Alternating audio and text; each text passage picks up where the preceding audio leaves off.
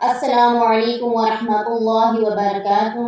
نحمد و نصلی علی رسولہ الکریم، اما بعد فاعوذ باللہ من الشیطان الرجیم، بسم اللہ الرحمن الرحیم۔ آج میں آپ کے سامنے سورۃ واقعہ کے فضائل اور برکات بیان کروں گی۔ یہ سورت بڑی بابرکت ہے۔ اس کے متعلق حضور صلی اللہ علیہ وآلہ وسلم کے چند ارشادات ہیں۔ ابن مسعود رضی اللہ تعالی عنہ سے روایت ہے کہ رسول صلی اللہ علیہ وآلہ وسلم سے میں نے سنا کہ جو آدمی ہر رات سورۃ واقعہ پڑھے گا اسے کبھی فاقہ نہ ہوگا۔ حضرت عبداللہ بن مسعود رضی اللہ تعالی عنہ نے فرمایا کہ رسول صلی اللہ علیہ وآلہ وسلم کا ارشاد گرامی ہے، جو آدمی ہر رات سورۃ واقعہ پڑھے گا اسے کبھی فاقہ نہ ہوگا۔ ابن مسعود اپنی بچیوں کو ہر رات میں اس سورت کو پڑھنے کا حکم دیتے۔ حضرت ابن مسعود رضی اللہ تعالی عنہ مرض الموت میں مبتلا تھے۔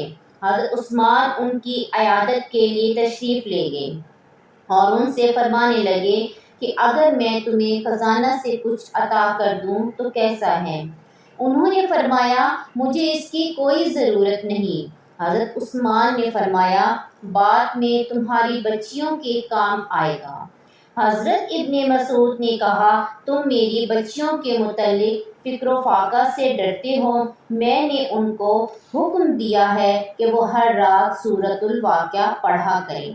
میں نے رسول صلی اللہ علیہ وآلہ وسلم کو یہ فرماتے ہوئے سنا کہ جو آدمی ہر رات سورۃ الواقعہ پڑھے گا وہ کبھی فقر و فاقہ میں مبتلا نہیں ہوگا۔ حضرت انس رضی اللہ تعالی عنہ سے روایت ہے کہ انہوں نے رسول صلی اللہ علیہ وآلہ وسلم کا یہ ارشاد گرامی نقل کیا کہ سورۃ الواقعہ تو نگری کی سورت ہے، لہٰذا اسے پڑھو اور اپنی اولاد کو سکھاؤ۔ حضرت انس سے مرفوعاً روایت کی کہ آپ اپنی عورتوں کو سورۃ الواقعہ سکھاؤ کہ یہ تو نگری اور مالداری کی سورت ہے۔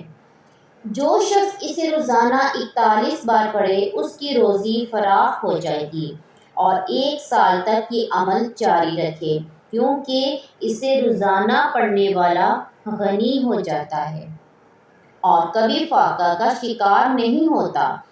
اگر اس سورت کو قبرستان میں جا کر اپنے مرحوم کی قبر کے سرہانے کی طرف بیٹھ کر اسے پڑھا جائے اور اس کے بعد اس مرحوم کی بخشش اور نجات کی دعا کی جائے تو انشاءاللہ وہ عذاب قبر سے نجات پائے گا، مگر اس عمل کو 40 روز تک مسلسل کرنا چاہیے۔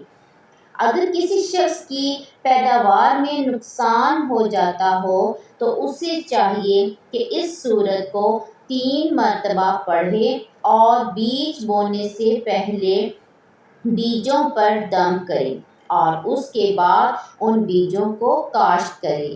انشاءاللہ پیداوار میں اضافہ ہوگا اور فصل آفتوں سے محفوظ رہے گی۔